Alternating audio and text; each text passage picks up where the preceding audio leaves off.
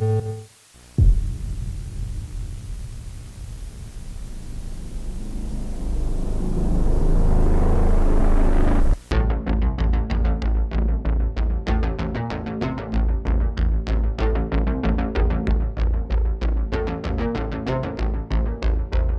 late at night, playing your favorite video game. It's only a couple days before Christmas. You can barely contain your excitement. The next game or toy that you've always wanted awaits patiently underneath the Christmas tree.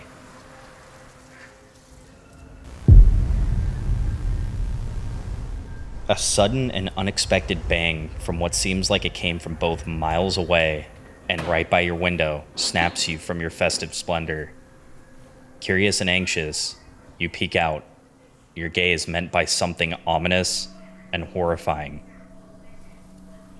What was once mere silhouettes of mountains in the distance is ablaze with an ethereal fire, a light emanating from an unknown origin. No one in that area of northern Alaska on December 23rd, 1983, could ever prepare themselves from the horror that was about to unfold. It is said that the arrogance of mankind, combined with their innate curiosity, should ultimately be their undoing. And in the world of Arcadia, this could not be more true.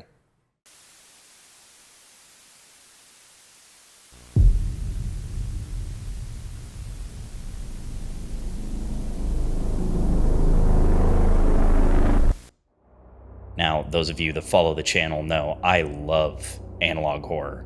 It's practically the only thing I ever really cover anymore. I also love an analog horror series that combines cosmic dread with it. I've said it probably about 1 million times on this channel, and it seems that the two are just a match made in hell. If you think otherwise, just go ahead and look at Midwest Angelica, Greylock, Gemini, and the original blend, Local 58. Just recently, while skimming through comments and polls on my YouTube channel, I was met with resounding calls and shouts to cover a series by Chilling Abyss called Arcadia, and I'm really, really glad that I did.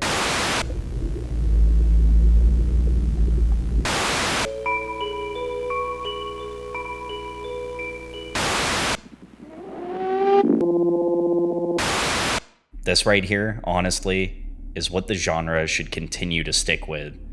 Amidst the FNAF and Mandela copycats, Arcadia stands as a gem that will not only scare you, but will make you fear what we don't even know exists. At least yet. Without spoiling too much, Arcadia takes place mostly in northern Alaska, and while the first 4 episodes of the series seem somewhat disjointed, it really isn't until The Signal that we find out the true scope of the nightmarish and endless extent of how doomed humanity is. So, I hope you got a comfy seat. Go ahead and crack open that Jolt Cola and grab a snack, because tonight, we're gonna open a whole lot of doors that were never meant to be opened. Welcome, my friends, to the terrifying world of Arcadia.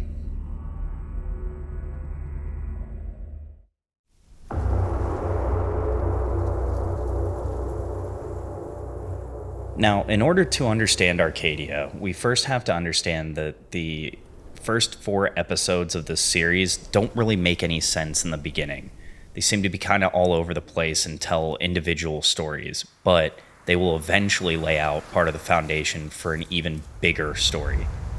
This is only a brief glimpse into an unnatural doorway of a future gone completely awry. The first episode in the series, Deep Sea Live, begins with an introduction to a name that will become incredibly familiar throughout the series, Arcadia Television.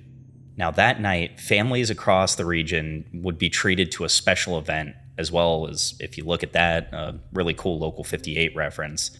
This presentation was composed of months of research and work. Deep Sea Live will be taking us in a state-of-the-art submersible armed with a hydrophone and camera to explore a new, unknown region of inner space. The Pit. 10 o'clock p.m. The sub descends, and the live feed begins. Everything as it stands right now could not be going any better and on track. We witnessed firsthand the technological capacity of the sub, catching whale calls from the far beyond, and even a dragonfish in high detail. However, something unexpected happens.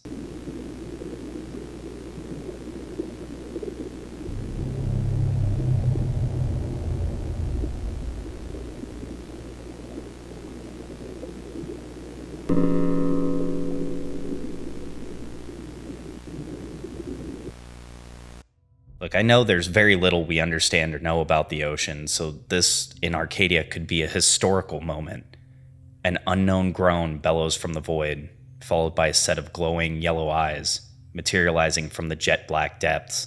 What starts off as a scientific marvel quickly deteriorates into panic as it becomes clear that something isn't right. Whatever's outside is trying to get in.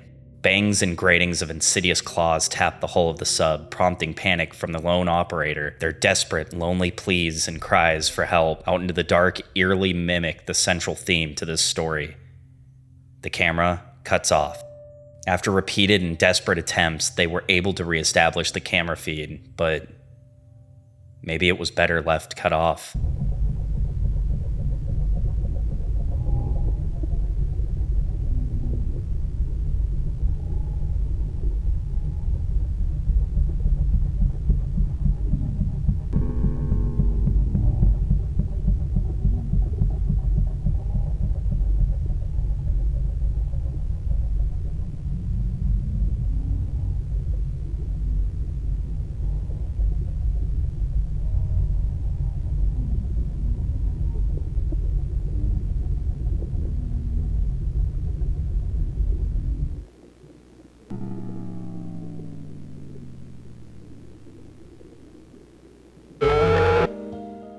There's a lot in this singular entry that portrays themes and motif explicitly pertaining to the horror beset on Arcadia, but one thing in particular in this video just didn't sit right with me.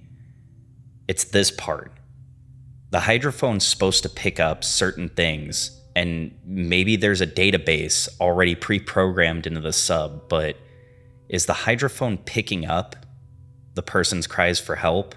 Or does it think this is actually some type of deity? Alright, you already know this is going to be bad. It seems in Arcadia there are creatures that exist which could only be described as mythical beings. And yeah, they're really dangerous.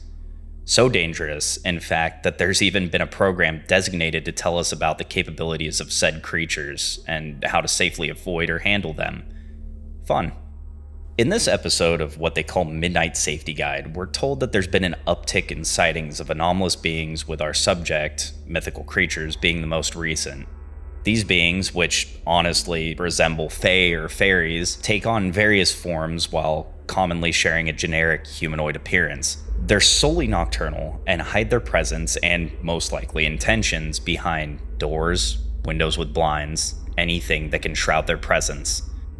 Now, it's stated that it will do everything in its unworldly power to trick you into acknowledging its existence, and whether you speak to it or deny its gifts, either way, your fate is pretty much sealed. The only way to survive it is merely trying to stay alive for 30 days. Jesus Christ. I mean, even if that gives you some semblance of hope, only 3 known instances have been documented. However, it is said that you do manage to survive, the being will simply vanish. A strange symbol is left, supposedly the creature's name. I kind of forgot to mention that we do manage to get to see these beings firsthand. In between segments of Midnight Safety Guide, there's parts of a camcorder recording. The footage seems to be taken from their bed, looking into their bedroom closet, and if you were really wondering, no. Unfortunately, this isn't one of the 3 survivors.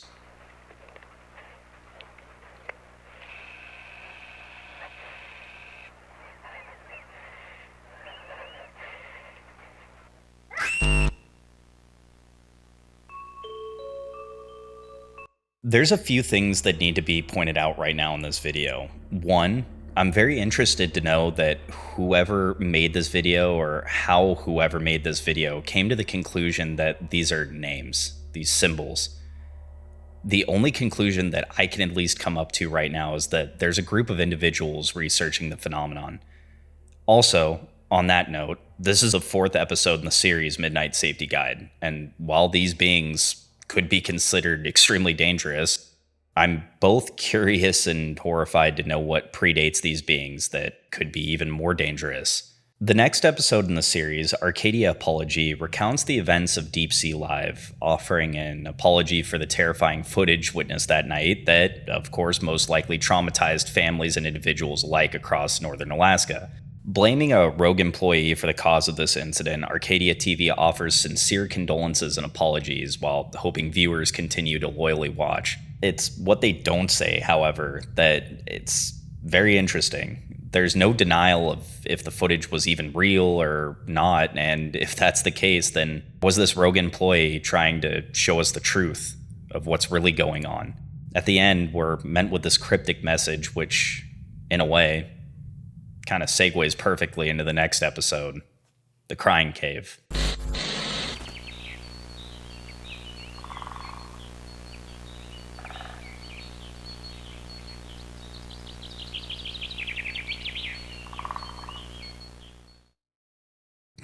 Oh shit, there's something you don't see every day. God damn. Jeez, like that'll never get old. Oh man, let me compose myself. It's more than likely that this body we're told we found, this John Doe, was the dude that just came careening out of the sky. Upon their probably mangled and crumpled body, somehow, a camera and missing persons flyer was found. 3 teenagers, Sarah Brown, Jack Miller, and Daniel Smith, were last seen 2 days prior entering a location called the Crying Cave. What we can also safely assume is associated with the countless other anomalous occurrences happening so far in Arcadia. Ironically, they were never reported missing. 2 of them, Sarah and Daniel, were found later with their families, and Jack, even stranger, doesn't even exist. There's absolutely no record of Jack's existence. Moments later in the video, we're shown footage from the camera that was recovered from the John Doe. Now, keep in mind, just like Greylock, dates in this series are incredibly important to track, as this series does tend to jump around quite a lot. The year right now is 1988. Keep that in mind for later. As our camera person ventures further in, it becomes pretty clear that they aren't alone, and whatever hellspawn emitted this noise was enough to send them packing. Even worse, it gives chase. They come across a strange hole in the cave and, in desperation, most likely, jump in to avoid whatever horror is chasing them. Clearly turns out to be not the best decision in the world.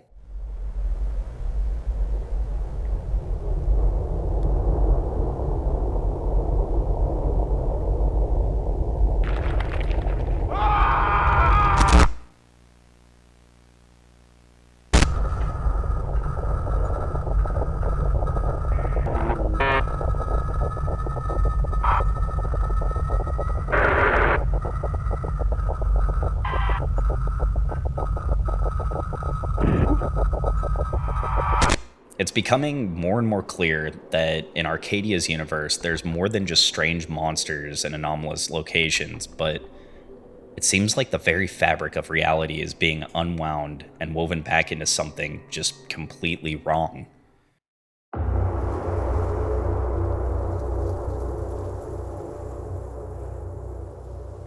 Alright, this right here is where the story of Arcadia truly begins. This story, however, starts with a question, one that has been asked since ancient man gazed at the night sky. Are we truly alone in the universe? Well, a collection of recovered footage from a Site Bravo, or the smoldering remains of said research facility, will finally give us the answer, and we'll wish we had never asked. Our next entry, The Signal, begins with an introduction to 2 new names, Dr. John Walker and Adam Labs, of which the former has made an incredible breakthrough. Eve, a new machine created by Dr. Walker, has the ability to communicate, as in send and receive signals to and from other worlds. Not planets, mind you, universes. Parallel universes. His proposal is pretty simple. This machine would be able to send out a signal to a similar universe. Now, in theory, this similar universe would be able to receive and send back yet another signal. It's really weird that they use the word similar, not just a random universe, but a similar one nearly identical to us. The date is February 3rd, 1980, a date that would be remembered for the rest of their lives. The stage was finally set, and our lone plea was cast out into the seemingly empty nothingness. Our first broadcast, our first signal, sails off into the unknown. And then, there were two. Hello, world. A statement that completely shattered the darkness permeating through the cracks of the empty void. Communication between this world and ours set off at a rapid pace, most likely due to excitement, like a desperate lover almost. Though the timeline of their relations moves rather quickly, it isn't without some reassurance, hesitation, if you will. You see, Atom Labs, or someone at Atom Labs, devised a test of sorts, one that could eliminate any doubt that we had found the perfect match, our mirror world. This specific test was comprised of a 3-image test, one of nature, dogs, and themselves, to see if there could be any anomalies weeded out.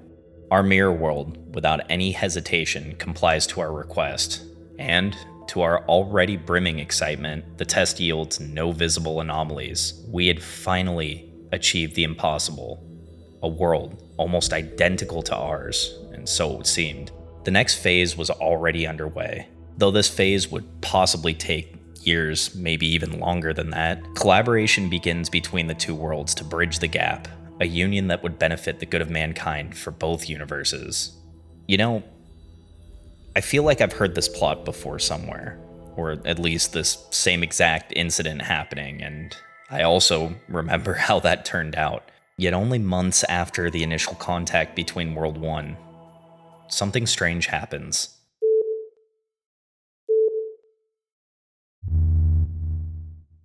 Another world reaches out from the void, and through cautious optimism, we open up a line of communication. Something already seems completely amiss with this world. They dodge our questions, and strangely enough, they ask us if we're human. In another act of either innocent curiosity or complete foolishness, we move immediately to the image test, and the results for this world are, well, you might want to take a look for yourself.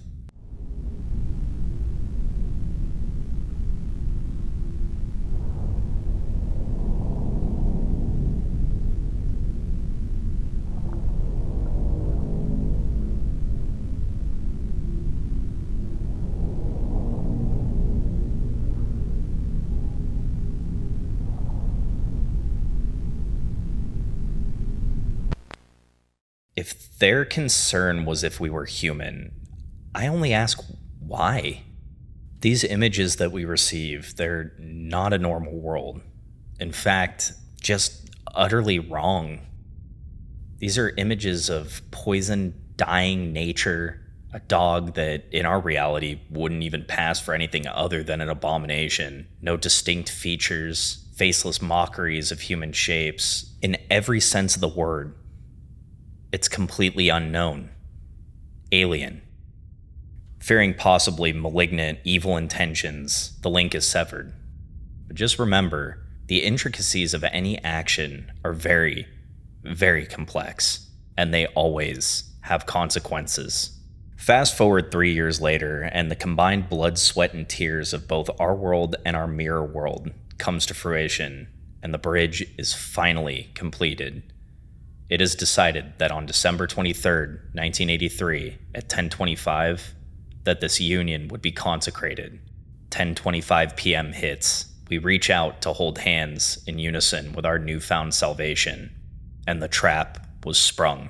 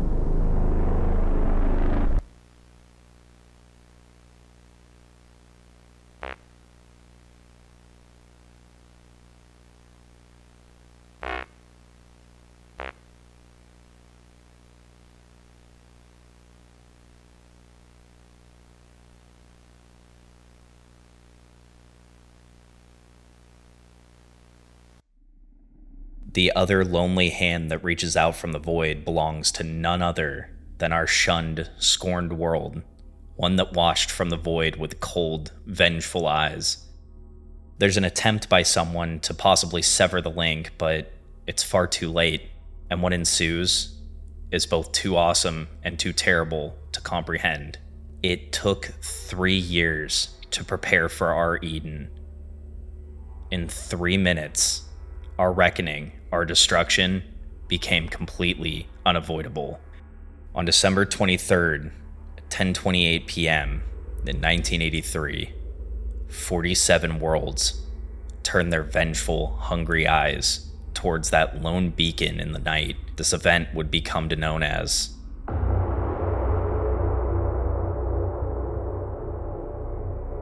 the Great North Alaskan Disaster. The end of our world.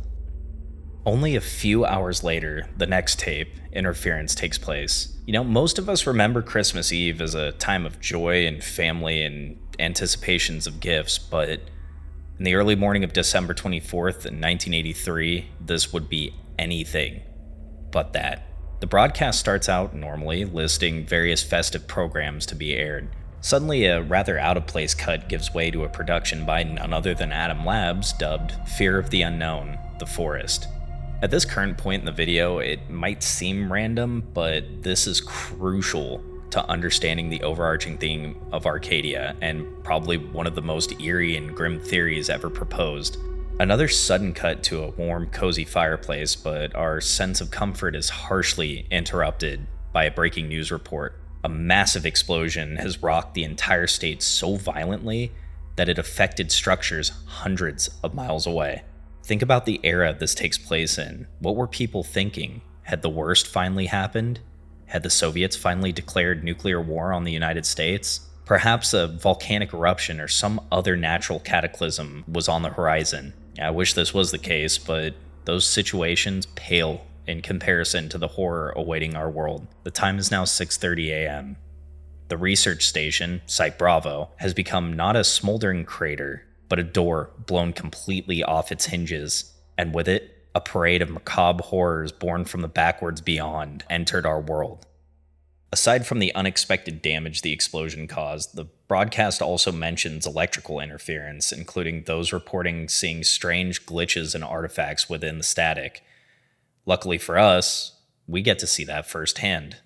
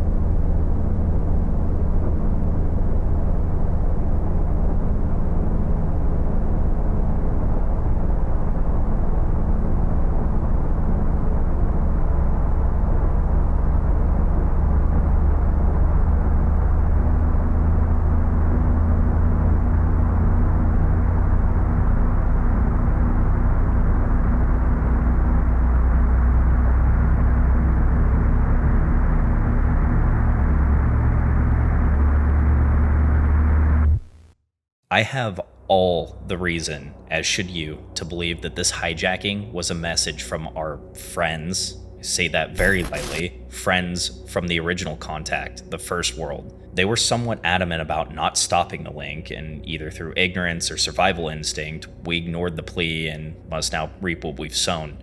There is another possibility, however, but I'll be saving that for the end. It was through our own ignorance and curiosity that we received the final verdict. Not a warning, but humankind's death sentence. Through the next entry, Emergency Broadcast, we've now learned that everything north of the cities of Selawik, Alacaket, and Fort Yukon have no more than 72 hours to flee the impending doom. Like I asked before, imagine yourself being there in that time period. You gotta remember the threat was incredibly real. It was human, invasion, warfare, and the very real likelihood that nuclear destruction would eventually occur. I have to imagine that fear and confusion becomes even more compounded when your own government warns you to avoid any suspicious persons or objects. The last part of that being kinda exceptionally strange. Do they perhaps know already? Is there a possibility that this was always an outcome and this was just a contingency our own government bodies put in place? Regardless, the evacuation is now mandatory and those who refuse will be shot on sight, being perceived as an immediate threat. Worst of all, what the hell possibly could have come through the door? The countdown begins now.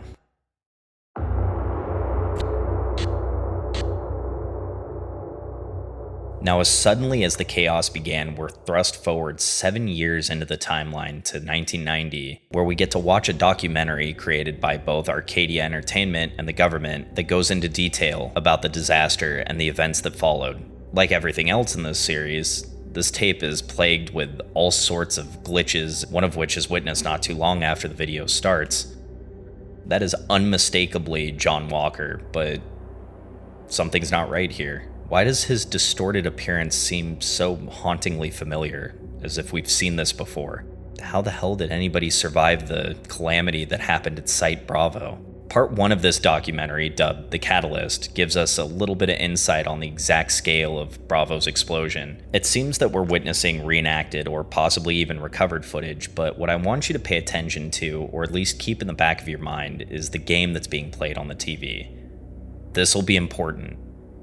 Really, really important.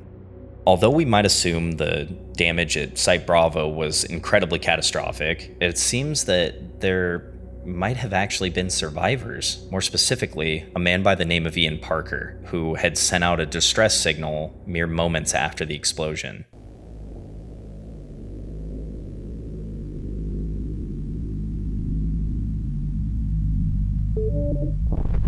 Mayday, mayday, mayday! This is Radio Station Bravo! Can anyone hear me? I repeat, this is Radio Station Bravo! Can anyone hear me? This is...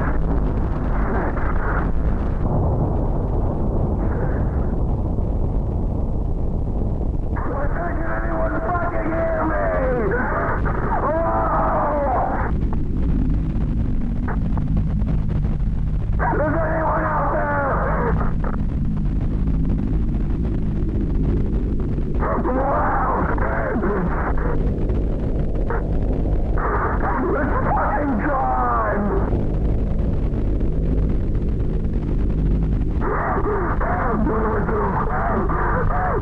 What do I do? What the fuck do I do?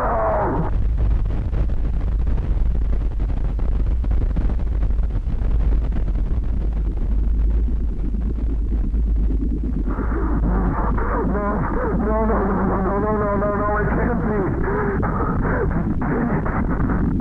He actually did it.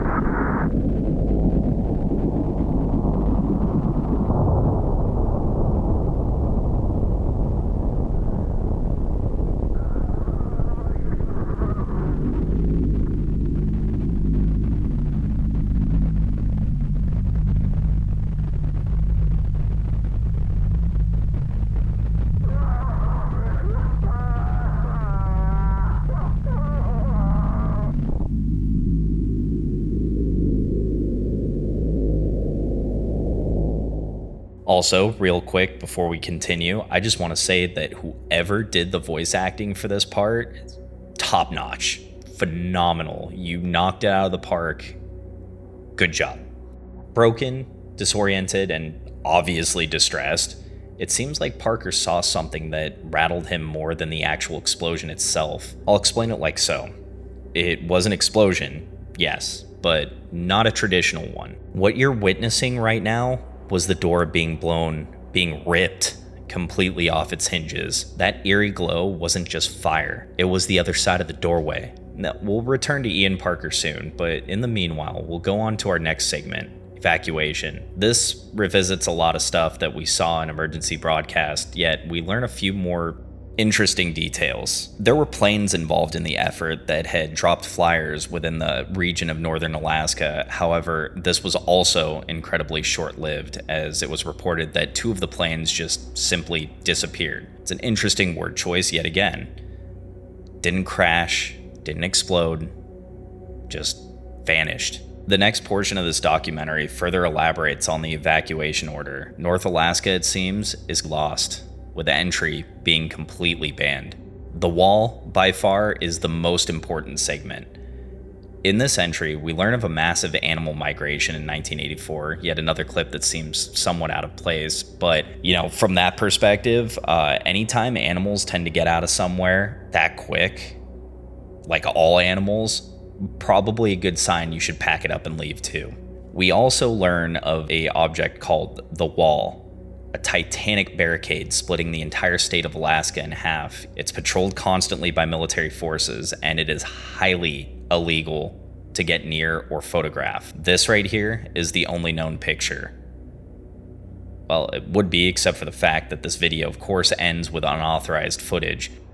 Aside from the unnerving sounds that we hear from the edge of the wall, it's this shot right here that is also incredibly important. I mean, aside from, yet again, another great Local 58 reference, the strange glow that's emanating from behind the moon doesn't seem like a normal celestial body, and it seems purposely placed in this series for a reason. I'm sure we'll find out about that soon enough. Exclusion zone safety, while bringing us more questions, definitely gives us a lot more insight to the transdimensional crisis. The first part of this tape begins with a recording of an unknown person decrypting some type of incident report. In this incident report, 2 victims are listed, one Ethan and Chloe Marshall, who have both endured something pretty traumatic and horrifying. Ethan, with what he must have endured by all accounts, should probably be dead. Chloe, on the other hand, has just completely vanished. This instructional tape, created by, yet again, none other than Adam Labs, will give us a little bit of insight into what's going on beyond the wall. I mean, besides the fact that someone with a higher degree of security access is allowed to watch this time frame also puts us at around 1989, almost 7 years after the Great North Alaskan Incident. Something here doesn't add up, but that doesn't matter for now at least. We do finally learn of the true danger we're in, which takes the form of what they call fissures. Fissures are an anomalous event inside the exclusion zone, and in short, fissures are doorways. There's a brief time lapse that shows activity of fissures from 1987 to 1989, luckily for most of those fissures being on the other side of the wall. Well, at least except for one. As the information gets put out, we learn that these anomalies are incredibly dangerous, and that there are, from what they know of, 2 distinct types: stable and unstable. Unstable fissures, as you probably have guessed by now, are more frequent, yet last only milliseconds. Stable fissures, on the other hand, are the doors that are pinned open forever, also incredibly rare. Ground Zero, for instance, the location of what was once Site Bravo, is the original stable fissure. Another sudden jump in the video takes us to a manifest of what can only be interpreted as the research team at Site Bravo. 2 very familiar names appear here, but before we can determine their fate, we cut back to learn more about these fissures. Now, luckily for us, there are several ways to detect if a fissure is about to appear, with the most efficient way being an EFD, or electromagnetic field detector. If you don't have one, don't worry, because there's physical signs as well. You'll notice that wildlife become completely quiet, you'll get feelings of onset dread, your hair may stand up on end, but if you hear ringing or feel an increase in air pressure, it may already be too late. See, fissures don't just appear, they explode into our world, violently. Just ask Ethan Miller, whose injuries now line up consistently with those being in the vicinity of a fresh fissure. Chloe, on the other hand, wasn't so lucky. One thing I've yet to mention about fissures is that anything that is stuck within the vicinity of the corona is warped out of our world into the abyss. While the tape annotates that it's only been documented that small, inanimate objects are usually the ones affected, this chilling insert right here tells us exactly what might have happened to Chloe. I'll tie this together like so. That rogue fissure in Alacaquette opened in 1989. The incident report regarding both Ethan and Chloe was dated that same year. Somehow, a fissure, and by the way, to no one's surprise, bypassed the wall and, unbeknownst to Chloe and Ethan, wreaked havoc on them. Adam Labs catches word of this and, while silencing it, begins research. Kinda reminds me of that story Staircases in the Woods, but I digress. One more important snippet details an extended report of Ethan's incident, claiming that they found traces of in the body, similar to a John Doe. Not one to assume, but according to these dates, that lines up perfectly with our John Doe seen in the Crying Cave. Yeah, that guy, God, that'll never get fucking old, Jesus. There's something else that bothers me. Fissures seem to bring things to our world, acting as doorways to a myriad of dark parallel worlds. If Chloe went into the abyss, never to return, what came back in her place?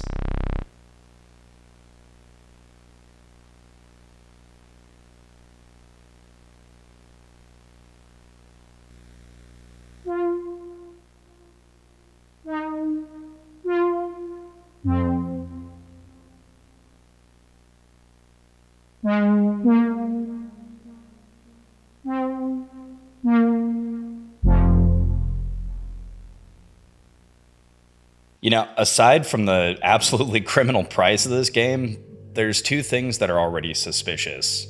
Amidst the glowing reviews of this game, one of them seems incredibly out of place.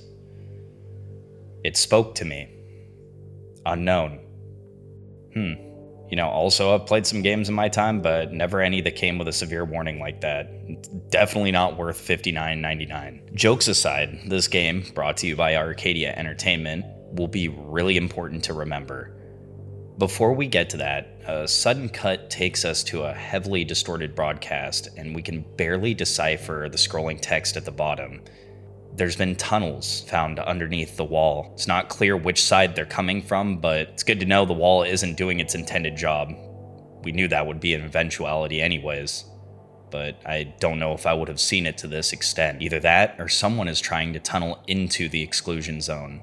And for what reason, I can't even fathom to guess. This ends on another familiar note, a precursor episode to Mythical Creatures from Midnight Safety Guide, a topic about night stalkers, but before we can get a visage of these probably just as horrifying creatures, this is also cut short. A curfew, or what does seem more like a mandatory lockdown, is now in effect. From sunset to sunrise, we're told that either defend yourself or pray that you survive the night.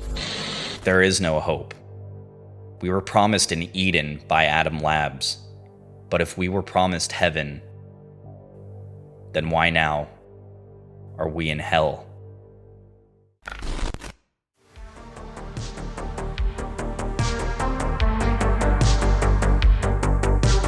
Okay, so before we keep getting any further into the tragedy and horror that is Arcadia, I just wanted to tell you guys thank you very, very, very much for all the love and support that you guys give me. I wouldn't be able to do this without you, and it's really nice to see that we get to share this journey together. It's been a dream of mine to want to do something like this, and it feels like I'm finally on the right track to do it.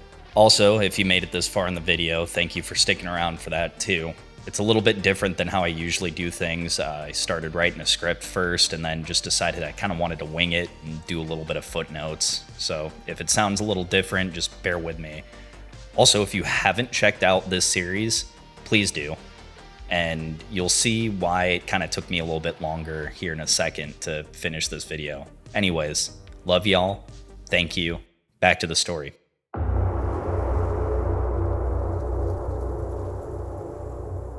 You know, speaking of a certain type of hell, this entry, The Farm, is by far the most extensive episode in the series, clocking in at almost 30 minutes. It's like almost a quarter of the runtime of the entire series. But anyways, The Farm covers literally everything about Arcadia, the timeline, you name it. Bear in mind though, we're about to discover truths about what is happening here. Who knows what may enter? In the farm, we open up with a voice log from none other than, you guessed it, Ian Parker, dating back to 1980. I am afraid. Have we made a mistake? I've gone over the scenario in my head, over and over. What if the signal goes beyond what we know? Far beyond our estimations. Continually traveling the endless abyss. Forever. We knew about the possibility of it happening. We took the necessary precautions. But still, it is a non-zero chance. We would be inviting things that could bend our reality. Things beyond our comprehension. A single reply. There's a reason only one world answered. The others, silent. They are hiding. They are afraid of what lies at the edge of the abyss. My God, what have we done? This voice recording seems to have taken place mere moments after the first signal was sent out, and to be honest, Parker's reservations are one of the more logical revelations in this series. But the more frightening reflection isn't the theory he's mentioning. It's his realization that the signal may still be going. During the interruption in the signal, the shockwave reveals 47 immediately visible worlds. At least worlds that we can see. His idea is that the signal is in fact perpetual. And that makes me kind of wonder what else lies beyond the void. And worse, now it knows we're here. Immediately after this, we go to a warning card indicating a severe cognito hazard. Also, right after that, we're given yet another title intro card, one that bears a striking resemblance to an Atom Labs production. This instructional tape appears to be for a selectee of some new revolutionary tech that will allow researchers to see both what our own eyes see and our hallucinations. You know, by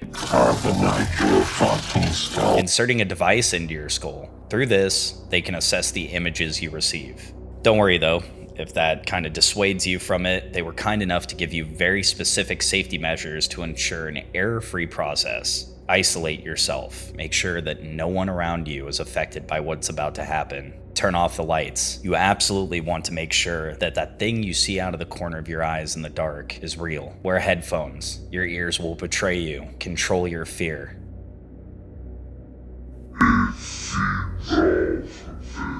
Yeah, you know what? I'm good.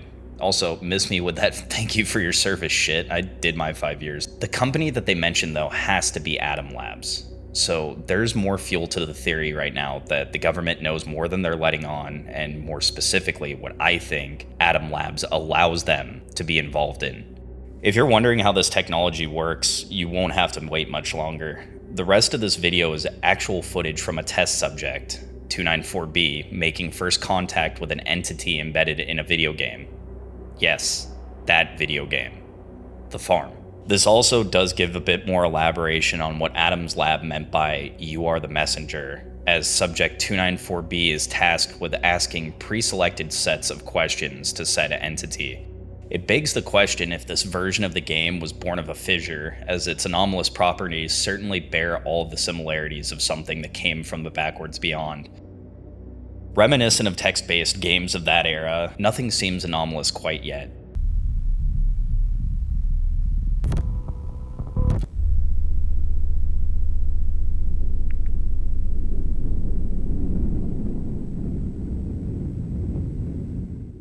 Oh, yeah, there you go. There it is.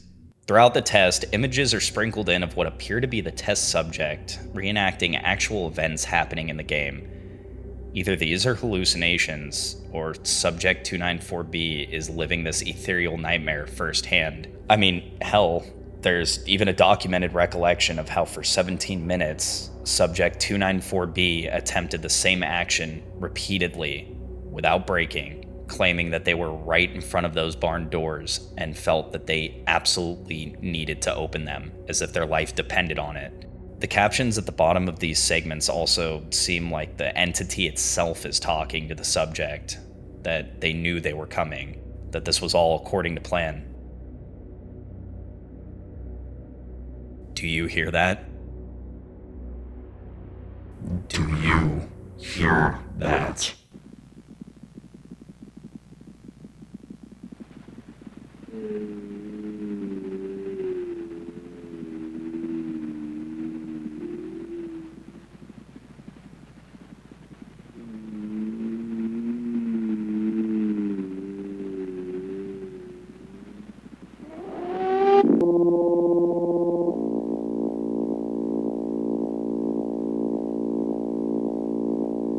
Whatever caused this to manifest was strong enough to both brick the computer and send Subject 294B into a severe seizure. Even after stabilization, Subject 294B, in a panicked, frantic state, refuses to go back in. However, you'd be surprised, miracles can happen with just a little persuasion.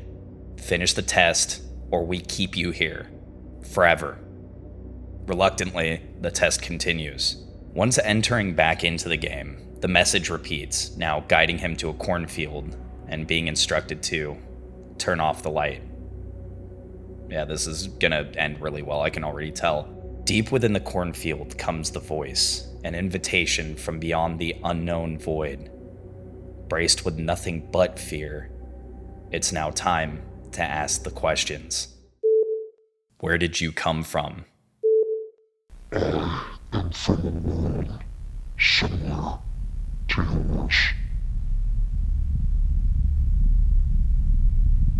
I was lost to the abyss. I heard the signal.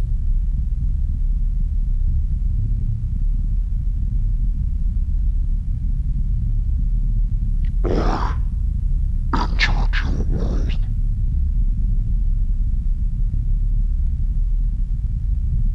I have been here ever since. Are there more of you? Yes.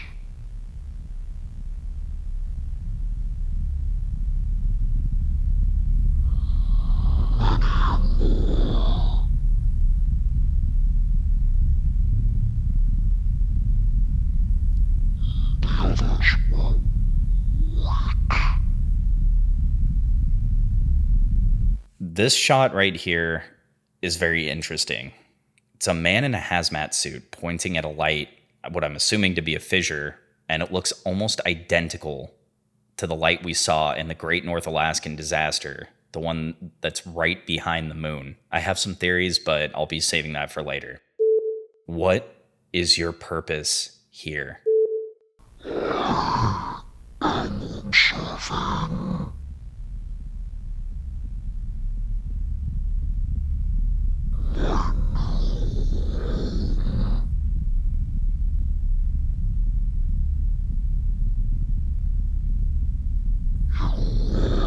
Not the first. You will continue the cycle.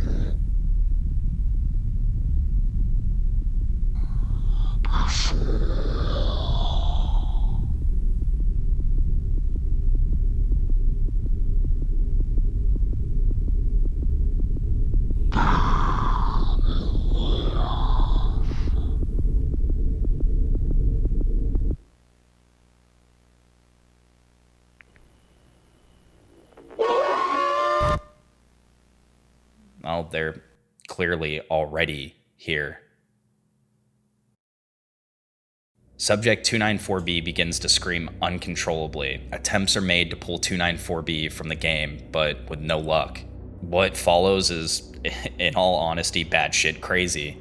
294B, from an outside perspective, is merely playing this game fabricated by the entity. Should he win, he wins the right to ask the final question. Should he lose, it's hard to say what happens. The worst part about this is, we don't get to see this nightmare unfold before their very eyes. Everything feeling as if they were right there, defending himself against hordes of unspeakable terrors, their very sanity crumbling so much that they can't even remember their own name. As the battle unfolds, what appears to be that same entity reveals itself, an immeasurably large red skull with sunken, glowing eyes that rends the farm itself in half. The horror here is staggering, but 294B's resolve somehow pleases this entity. At the last moment, before all hope is lost, a brief respite is given. At some point, Atom Labs was able to get a hold of its assumed-to-be lost worker, Ian Parker, and I'm guessing he was invaluable to their research. After all, he did survive the first contact. This could also explain the entity's odd comments about being tainted by the Abyss, but we'll save that for later too. After this brief dialogue, the entity allows us to ask the final question. What are you? We may already know the answer.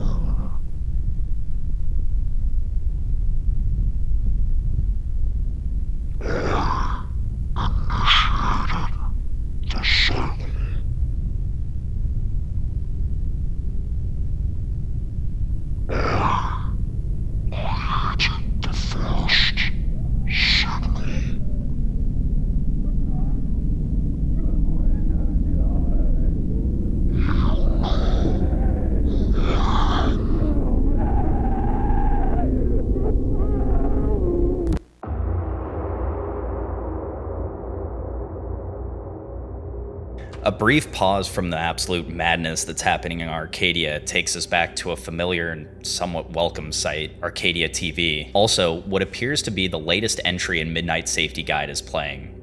We're also given a look at another player in this story, the Anomalous Awareness Association, which, for the sake of brevity, I will start calling from now on. Just kidding, we'll call it AAA. Seems this might be an organization responsible for creating Midnight Safety Guide, and for what it's worth, potentially a rival faction to Atom Labs. There's a reason for this. One thing that stands out immediately to me right now regarding this is while Atom Labs is, actively engaging in interactions with these extra-dimensional nightmares, most of the episodes of Midnight Safety Guide deal with countermeasures, more specifically Tape 2, where we're explicitly told, do not communicate with them. There's also that insert from Exclusion Zone Safety, but I'm also beginning to wonder if this was in fact intentionally placed and or hacked into.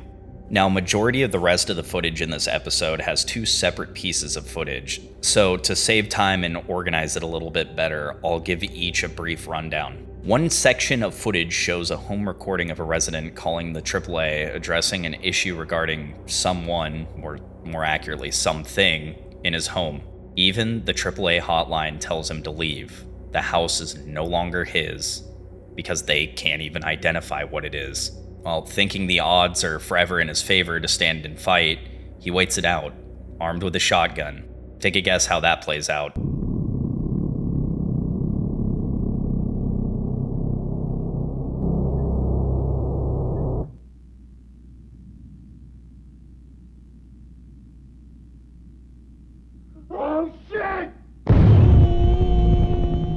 Dude, this series is on par with Vita Carnis and Greylock for its creative designs. I love it.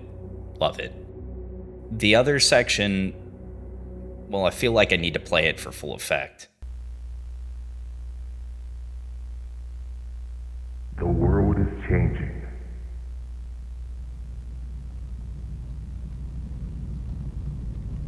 In a dark forest, we lit the fire. We are no longer alone.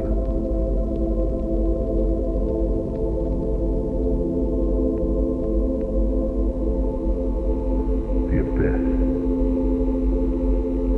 It is spreading, consuming.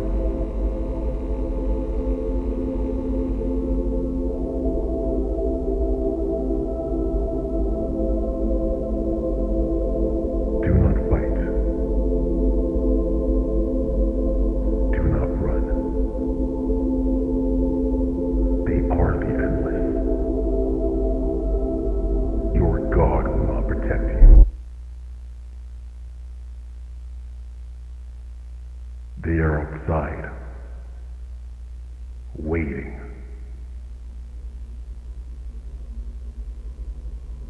Do not resist.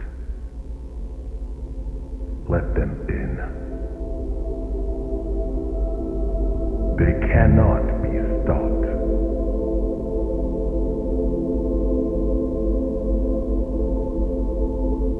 This is not your world anymore. You are no longer in control.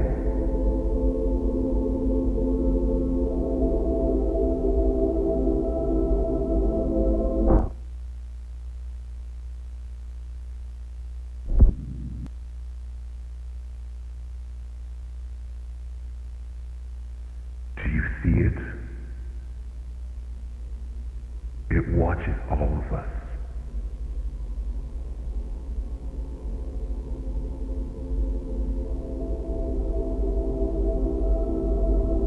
That is your God now.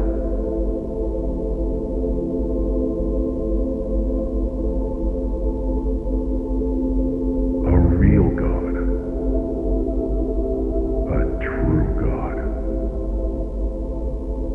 Are you afraid? Do not cry. Your gods never listened to you.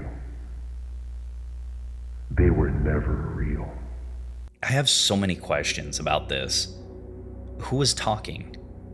Part of it seems like the perspective of someone from our own world, but the other segments feel as if this is coming from something that knows what the grim future holds. We then turn finally to this nightmare fuel-inducing paid programming, type of puppet show. If you notice in the background, there's yet more similar imagery, the moon and something else behind the moon. Addressing notes and letters from the public and the audience watching, the puppet asks the first question. Do they believe in God? Suddenly, a knock at the door. Come on in. The door is unlocked.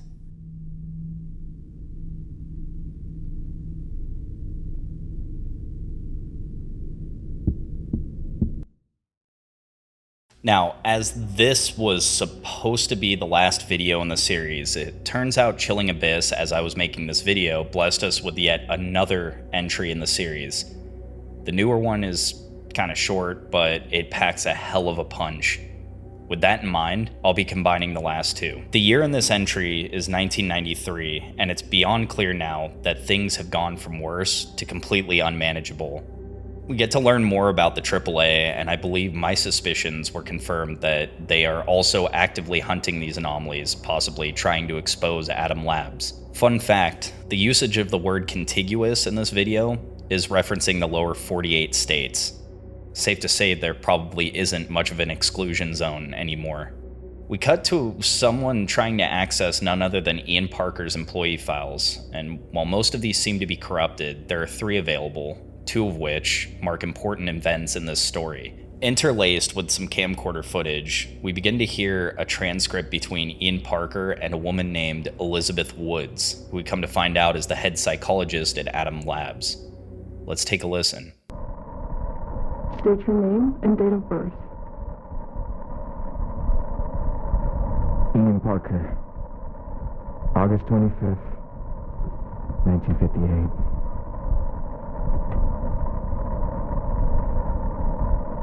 We will continue where we left off. Yesterday I asked, what are you most afraid of? You seemed uncomfortable with that question. Why?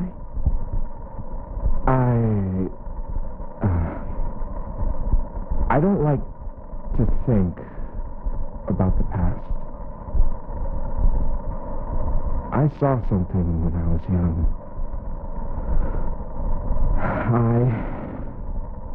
I still have nightmares. In between this, there's also these strange Polaroids that are seated between depicting what I can only assume to be trophies taken by a serial killer. This could be the person that's targeting the homeless population, or the thing that's targeting the homeless population that the AAA is sought after. It's more than likely that whoever's filming these shots as well is also behind taking the Polaroids. Speaking of, we learn that this investigation takes us to a home littered with hundreds of the same photographs, even one with an eerily familiar shot. Each of these photos has a single word or symbol written on the back. We're brought to another transcript, one of Elizabeth Woods trying to access or request access to the corrupted files regarding Ian Parker. Important to note, the date on this requisition is October 1993, putting it at the furthest point in the timeline we've reached so far. As the crackling static invades our screen once more, we begin to hear another tale from Ian Parker, which has some uncanny moments in it as well. This also apparently seems to be a victim of the supposed murderer. The camera flash confirms that what we think is initially a cadaver is in fact still alive. Another piece of footage puts us again in 1993, where an inhumanly long arm reaches from the dark, reaching out to grasp this cadaver. I'm both excited and terrified to find out what exactly this thing is.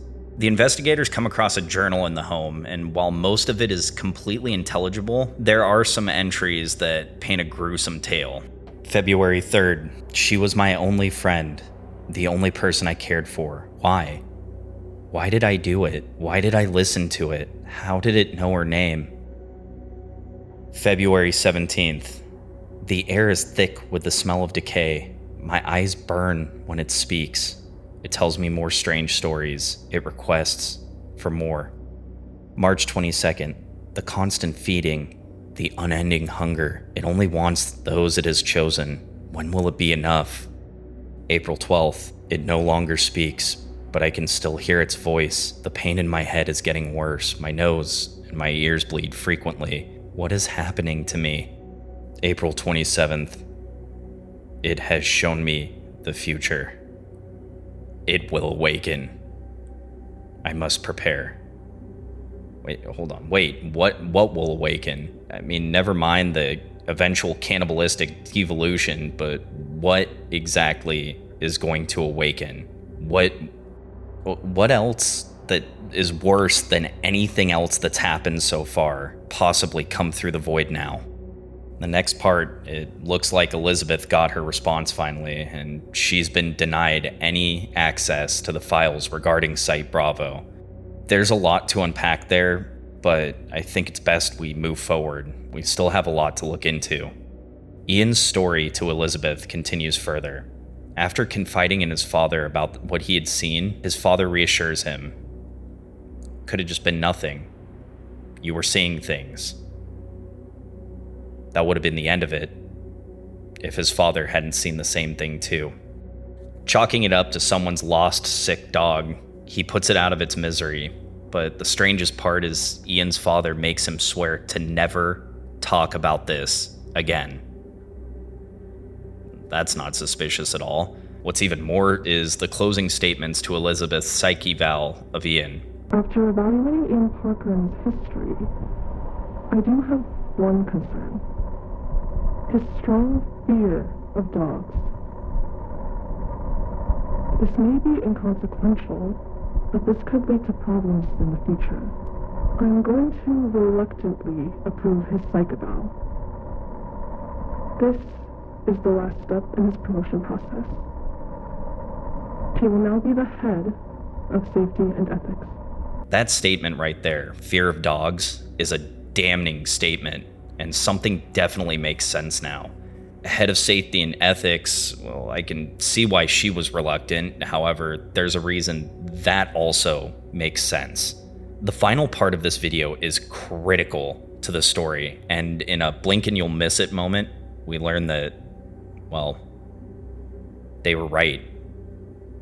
Our deepest fears are confirmed. There's a lot in this segment in general that I feel would be better to go over in the theories. I know I didn't cover it immediately in this section, but I'll go back and say right now that that newspaper clipping also means a lot to this story. It seems that John Walker's family was killed in a car accident in 1983, and there's also some very strange things to note in that incident. Also, Ian Parker's confidential deposition between himself and Elizabeth Woods takes place in 1978, but the story Ian Parker tells seems like it happened way before that. If he saw one of these false dogs then, something doesn't add up here at all. This would have taken place before potentially even Adam Labs was a thought. There's more to this, but I'm, like I said, going to save this for the very end, because it'll make more sense once the timeline is revealed and we start getting into our theories. The newest, and by new I mean straight fresh out the oven new entry, just so happens to also be the latest in the timeline. It also gives us a glimpse of just how far up shit creek we are.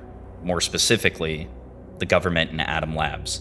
Taking place in 1994, while an emergency press release is about to take place, we learn that a leak has exposed the two, Adam Labs and the government, also giving us insight on how far influence has spread. What hasn't spread, however, is the trust in the government. Big surprise. Amidst the random clips, one that I found incredibly interesting was the homeless exodus taking place. Now, in the last tape, Monsters, it was the homeless being the target of this serial killer who was feeding that abomination at their residence. Now, it seems the homeless are being relocated, with blood tests on the menu.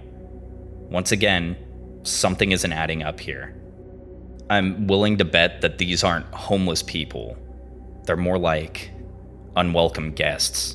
Aside from the various symbols we become so accustomed to seeing, we also see that, to no one's surprise, the White House is completely full of shit. And no, nothing is fine. Various other bits of info are fed to us via channel surfing, from law firms capitalizing on these anomalies, the AAA giving more safety tips, the exclusion zone becoming much, much larger, and even a mission to the moon. And yes, even an announcement regarding the season finale to Arcadia's crown jewel, Tony's World, which, in all seriousness, is most likely the puppet show we've seen in paid programming. And just like that, this is the world of Arcadia so far. A world where, well, nothing is fine.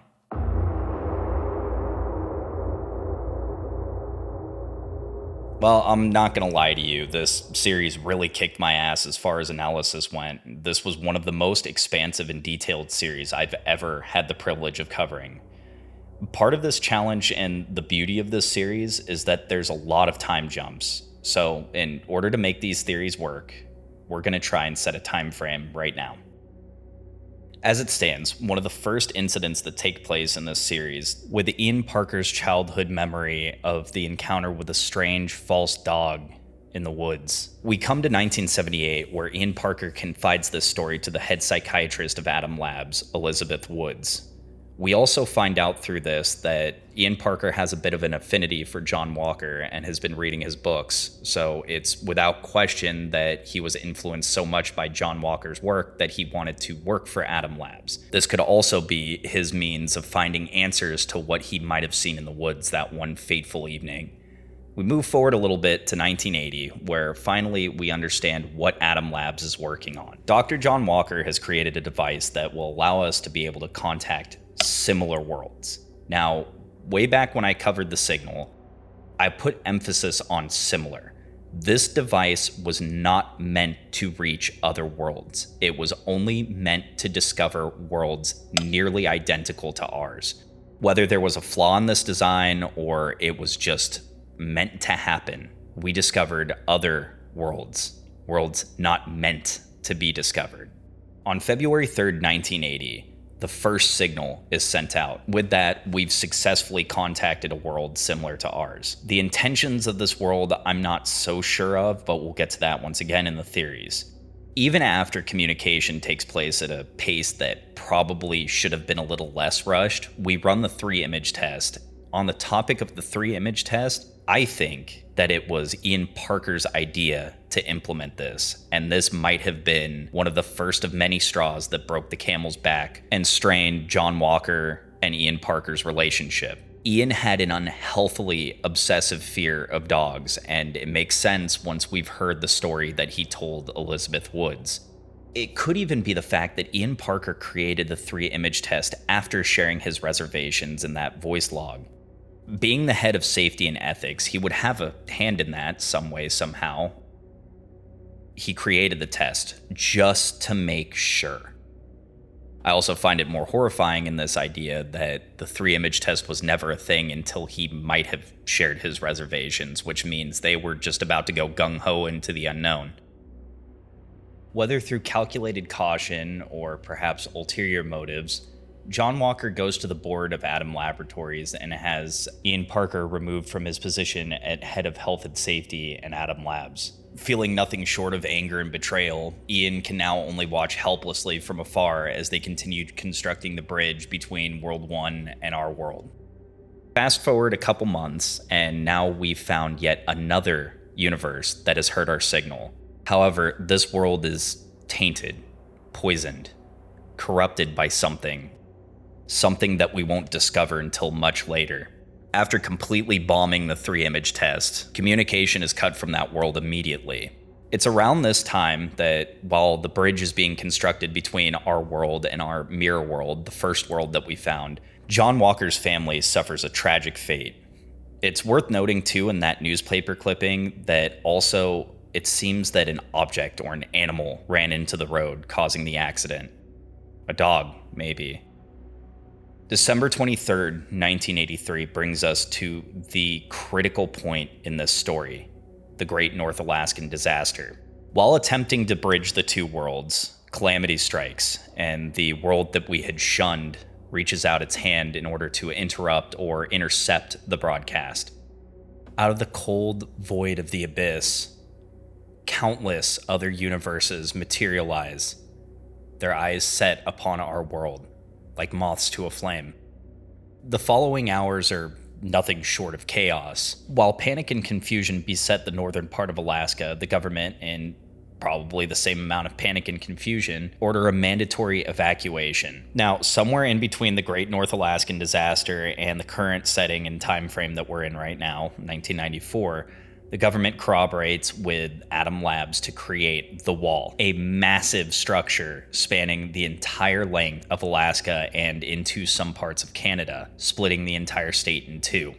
Now, around 1987 to 1989, we get a pretty good chunk of the story. I want to say that it's here that Adam Labs begins the discovery of fissures, the stable and unstable doorways that lead into our world.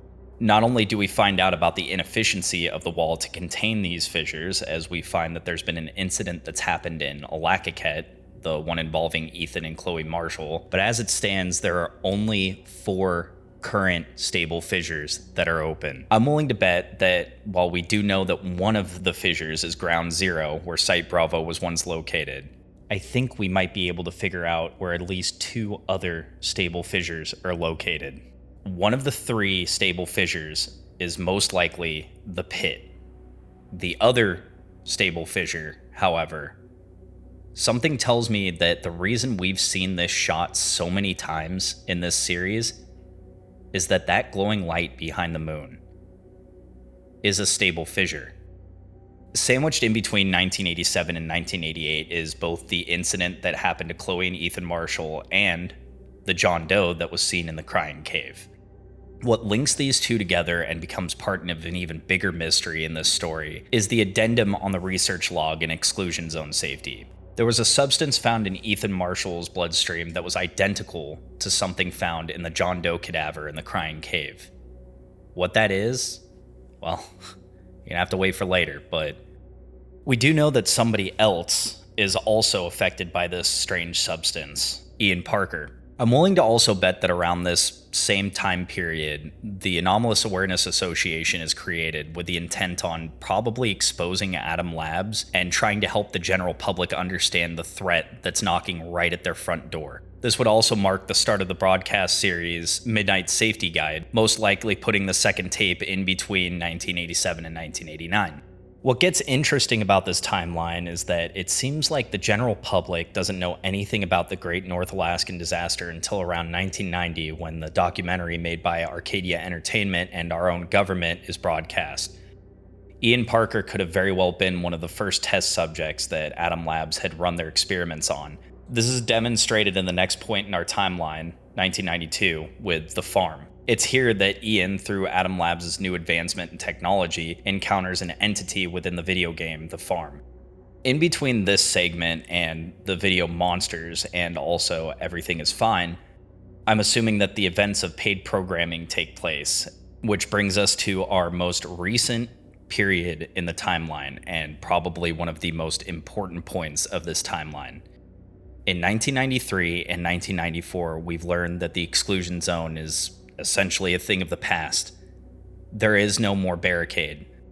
The corruption is spread outwards from Canada and the lower United States, and to be fair, God knows where else. This is demonstrated in the episode Monsters, where we find out that there's something new in regards to this substance, not only found in the John Doe, but also Ethan Marshall, as well as possibly Ian Parker. The final events of this timeline take place in 1994. Government support is waning at a rapid pace. Desperate for answers, seeking every available resource possible from the Anomalous Awareness Association, even NASA is involved, we've learned that the worst possible outcome has finally happened. But what if the worst is yet to come?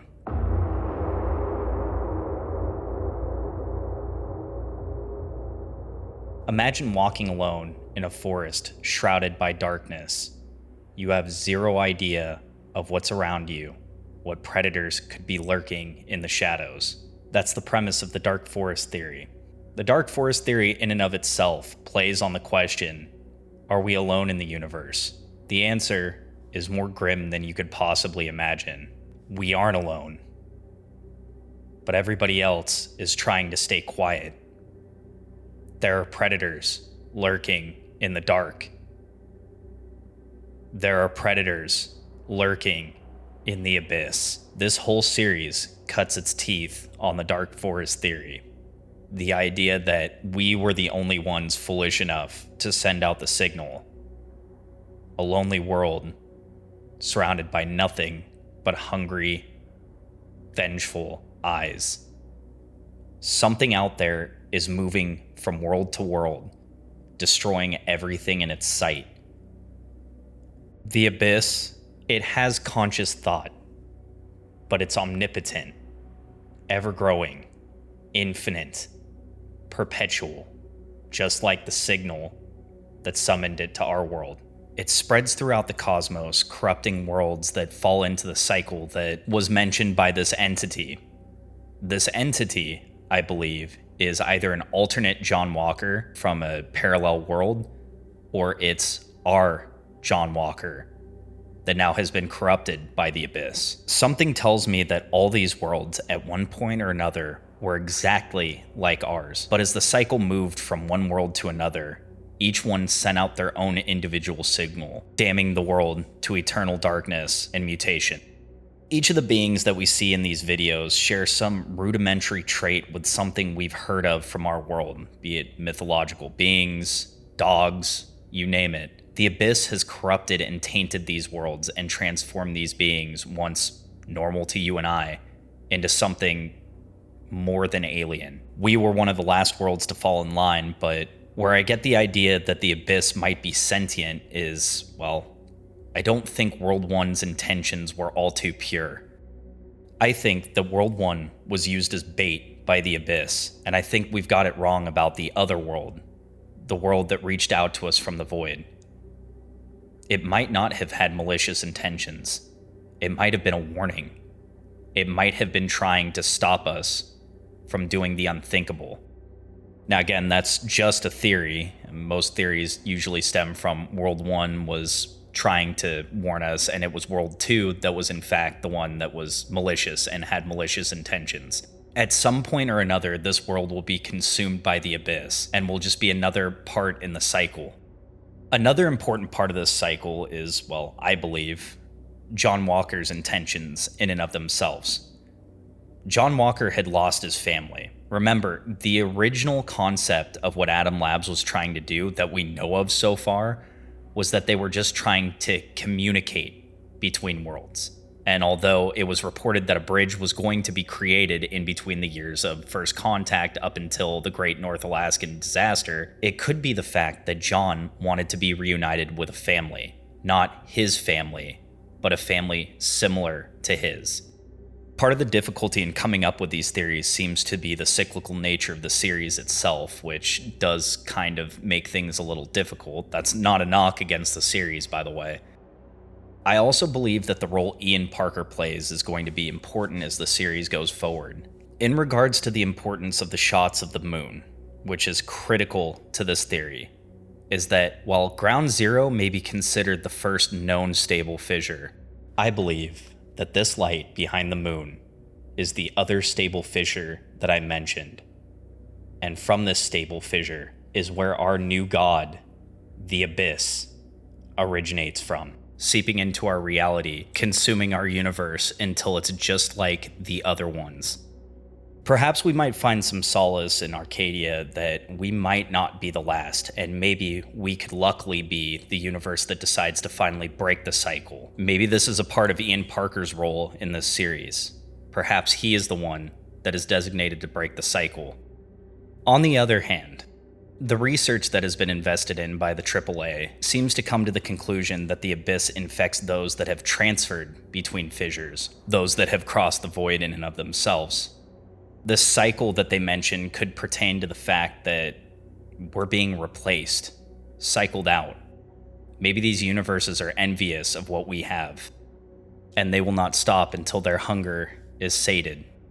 What I found really interesting about this series, and perhaps more frightening than interesting, was that there can be some weight in this theory. As you watch this video, ask yourself, why is it we haven't been answered? Why is it that we continually ask the question, are we alone in the universe? Is it true? Are we truly the only sentient species out there?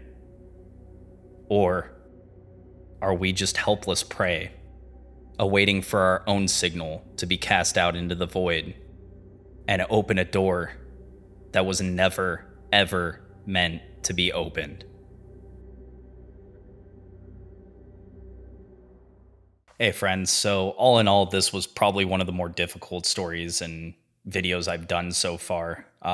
Just a brief update with a lot of things. I apologize for how long it took to get this video out. I've kind of been dealing with some stuff here at the home front, and it's been really difficult to kind of balance school and work and my kids and everything. I hope you guys did enjoy this, and I hope you guys are looking forward to more videos. I might, for the next couple videos, stray a little bit away from analog horror. Probably take some time to write some other stuff, anything from internet mysteries to, maybe even true crime. But that being said, I appreciate all of you. I could not do this without you guys, and it means the world to me. Thank you for all your support. I'm nowhere found. Love you all, and stay weird.